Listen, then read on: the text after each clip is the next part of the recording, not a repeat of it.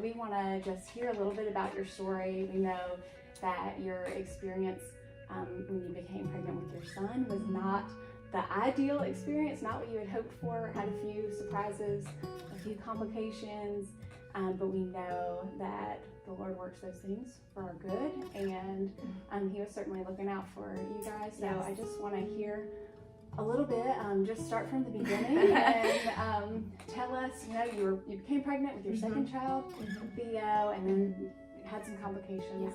Start there. Yeah, so my daughter Reagan was 3 at the time, and she was very excited to be a big sister. And actually we had an appointment that Monday, and the Friday before our appointment, I started to notice that I thought I might be having some complications. So I called my doctor, and they were like, "Oh, super rare, totally doubt that's what you have, no big deal." And so I didn't think anything of it, think it's, probably normal, everything's fine. And thank goodness I had an appointment Monday, and we had taken Reagan with us because we were very excited for her to find out the gender of the baby with us. And so this is the same place I have my daughter, so we know the people there, are familiar with them. Sure. And so the sonographer, that was called, person does the ultrasound, the sonographer, she's normally really talkative when she's doing our thing and talking to us, and we noticed she was a little quiet, and when we walked out of the room, she said, "The baby looks fine." And I didn't think anything of it, and my husband was like, "Did you notice that she said the baby looked fine and not everything looked fine like she normally does?" And I was like, "Okay, Rick." I didn't really catch that, and I'm sure she just meant the baby looked fine. So we go to the waiting room, and we get put in the office, our little room, waiting for the doctor to come read the report, and it takes about 45 minutes for someone to come to us, and that's when we're really starting to realize that something's probably not right. And the doctor came in and told us that my amniotic fluid level was very low. It was at a 4, and it should have been at a 20. And, I'm still not understanding the severity of it yet. I'm like, okay, well, what does that mean? And basically we were told, she checked, she was like, "Your water is definitely not broken. That's not what it is. It's probably something genetically that happened at conception. We're gonna send you to a specialist." And so, she starts talking about life expectancy, and I'm really going to the specialist thinking that we're gonna hear the worst news. And we get to the specialist, and within a minute of me being there, he says, "Your water is broken." And that Friday when I had called, my water had broken.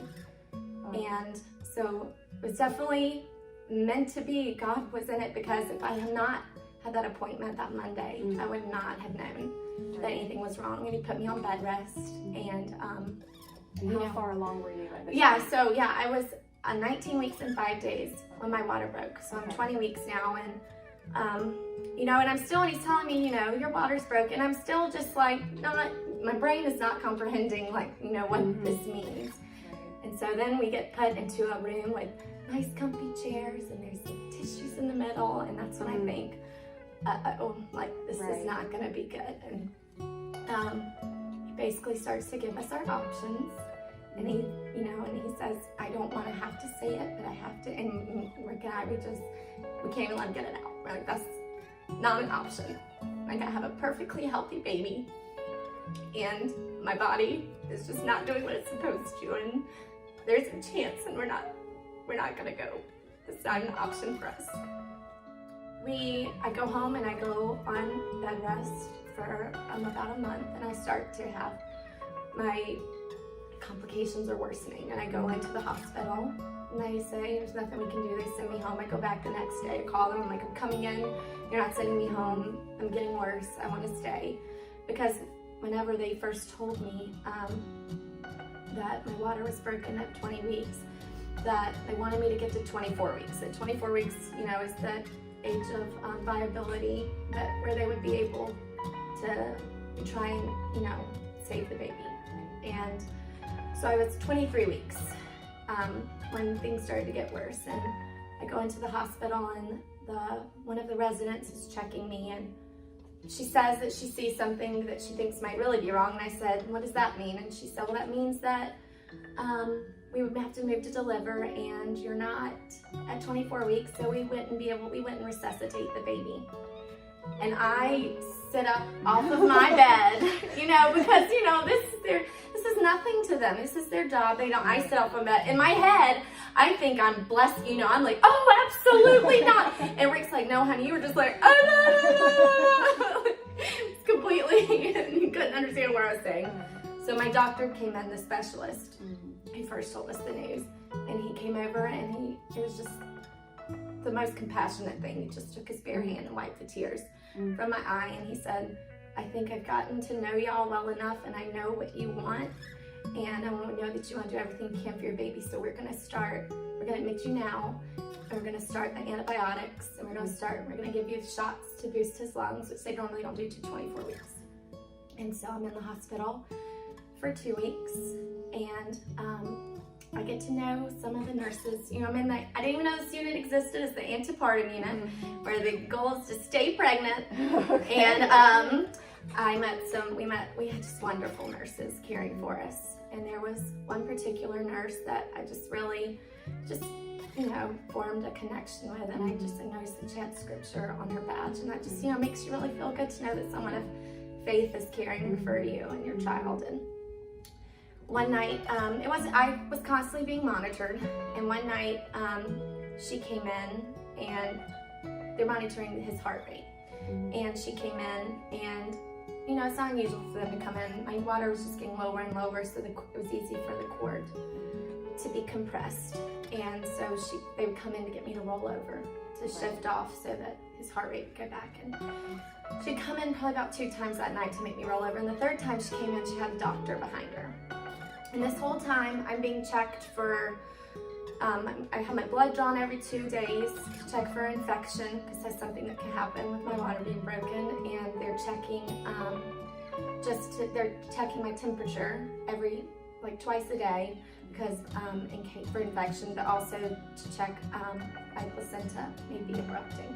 And they said, this is something you'll know. You'll be in severe pain. You'll have a fever. If either of these things are happening. And so that nurse came in with the doctor, and she said, Melyssa, I didn't have any other reason to call the doctor other than your baby just looks weird to me. I know what your baby looks like, and your baby just looks weird. Yeah. So we're just going to check him out.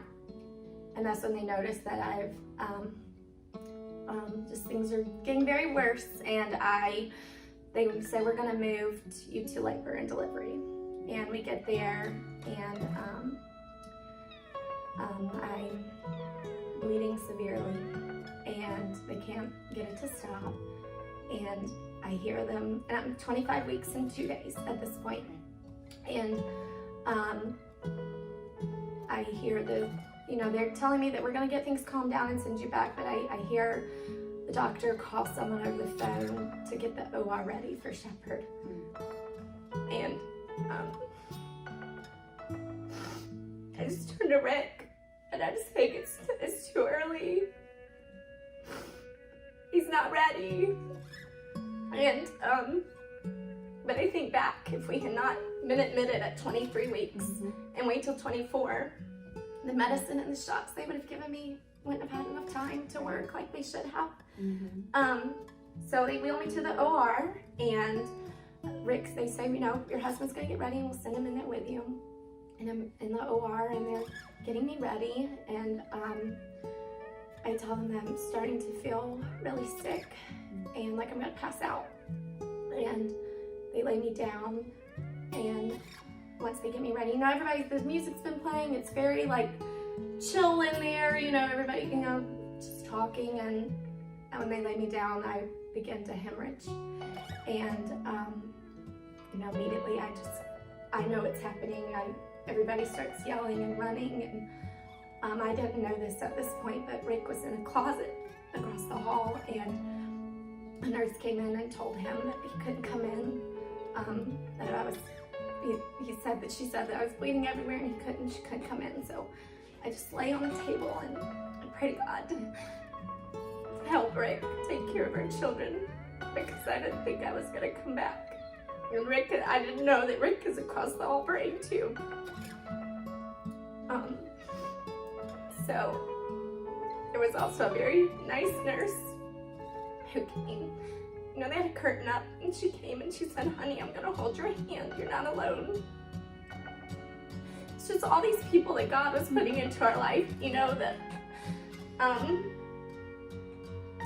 so, you know, and then a little while later, I wake up and, we're going back to the room, and the nurses are, you know, and I'm asking about Theo, and Rick actually was allowed to go up with him to the NICU, which they don't normally allow. And then they said, "Well, honey, they'll come back like in 6 hours, you'll be able to go see Theo." And not like a minute after that, I haven't even plugged up like my IVs to give you my medicine yet. Right. Someone comes in and said, "The NICU just called and Mom needs to come up now." And I hear someone crying in the corner of the room, and I was like, "Oh gosh, is that my mom?" And it wasn't my mom, and it was a nurse. And so you know, and so I'm thinking in my mind, I'm preparing myself when I get up here, and I'm gonna hold my baby, and they've done all I can. And we get up there, and the nurse, she was the same nurse that wheeled me up, the one that said she knew Theo and knew something was weird. And we're praying together in the room, and then the doctors come and say that they've got him stable, and that his lungs had collapsed. One of his lungs had collapsed, and both ended up collapsing in that day. And so they wheel me into, I don't know if you've ever been in the NICU, in a NICU before. It's like this whole other world that, you know, that you just have no idea exists. And you go in, it's a big room, and there's like all this beeping and these little cute, like little, we call them little aquariums with the little babies, you know. Rick and I survived through humor, so like, so we come, the first time I see Theo, and I've talked about this a lot, I've talked about this with other NICU moms, I've talked this about with nurses. The first time I see Theo, you know, I know that I love him so much, and this is my baby, but I'm so scared to let myself feel those things, because if I let myself really just know that he's gonna be here, and this, you know, just really let myself feel that love, that I just don't know if I could take it, you know, if something were to happen. So Theo was in the NICU for 4 months, from August 20th, which also he was born on my daughter's birthday. Oh my goodness. Yes, so exactly 3 years apart. And Reagan's not allowed to come visit, because you have to be 5 in order to come see, for siblings to come see them. So 4 long months of video calls, and sending her pictures of him. And we always told everyone, you know, when Reagan was born, she just has like this personality that is just out of this world. Like, people gravitate toward her, and she's just kind and funny. And Rick and I have always just been like, what did we just do to deserve this precious little girl? You know, like, she is just, it's just unbelievable. And then when Theo came, we were like, we knew we didn't deserve her, but Theo does. And God gave us Theo, because she is his biggest cheerleader. I mean, she would pray every single night for her brother, and couldn't wait for him to be home. The hardest thing for us was that our lives had to go on while our son was in the hospital. You know, I had to go back to work. Rick had to go back to work. You know, we've got our daughter at home who needs us, but our son needs us too. And that's where I'm just so incredibly thankful for my own mother, my parents. They just, you know, really stepped up. The NICU hours, you couldn't come. They closed for shift change. So like from 6 to 9, they were closed. So once I was back at work, and once Rick was back at work, we couldn't go until they reopened, because we couldn't get there before 6. So we would go at 9 o'clock every night, and we'd probably stay till, you know, at least midnight, 1 or 2 in the morning, and then we'd get home 3 a.m. and, you know, and get up and go to work, and we were just shells of ourselves, you know. And trying also to make Reagan feel that her world hadn't completely turned to be so upside down. torn, and you want to be so positive for the other, for Right. Reagan, for your older child. Right. too. I mean, overall, just for how early he was and how long I went without amniotic fluid, the doctors could not believe how well he was doing. I remember one day they were telling us something about one of his brain scans, and they had told, they had said they don't expect this to get better. And the next week, they were like, it got better. And I remember one of the nurse practitioners saying, I don't know what kind of prayer chain y'all got going on, but y'all, and I was like, we don't either. I said, that's the thing, we have no idea either, because like this is 2 years ago, and last week I ran into someone that I had no idea was, and she said, our whole church was praying for you the whole time. I mean, just people that we don't even know about. Mm-hmm. And it's the reason that Theo is here today. Yeah. And I mean, looking back, I always, my favorite scripture is in Deuteronomy, where Moses is telling the Israelites right before they go into the promised land to don't forget the Lord and where he's brought you from, saying, you've been wandering and right. you had food every day and your shoes never wore out. And so I love looking back on these times in our life and seeing the people that God put, the nurse with the scripture, right. just like, I feel like that is a little mercy from the right. Lord to say, hey, this lady trusts me too, right. and your doctor hearing you, mm-hmm. knowing like you're fighting for your mm-hmm. baby. Right. You're not going to give up your right. baby. Just to know that people of faith were walking with you along the way. Right. And you're so right, looking back, because Rick is not a worrier. I am the worrier of the family. I can do all the worrying, and Rick's like, Melyssa, it's all going to work out, and he's like, and from the beginning, he was saying, I just think everything's going to be fine. And looking back, looking at all of these little things that happened, like, our doctor's appointment being right there on the day when we needed it. Just like you said, the people that he put, the nurse that had him that night who said things just looked weird to her, Right. It's just all these little things that were providential. Exactly. For sure. Yeah. And so now, how old is Theo now? Theo, he's like 20 months right now. Yeah. He's 20 months. And he's doing? He's doing exceptional. He's doing exceptional, yeah.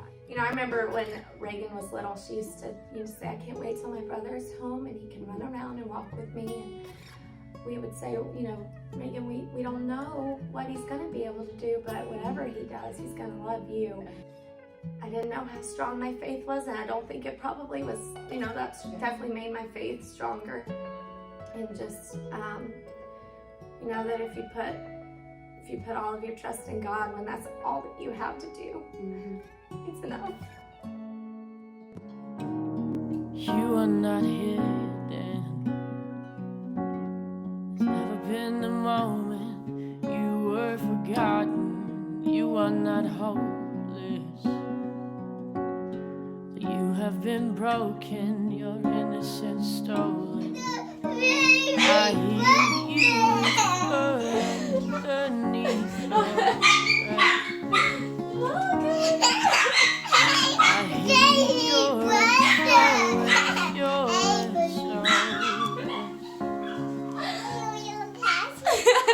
I will send out an army to find you in the middle of the darkest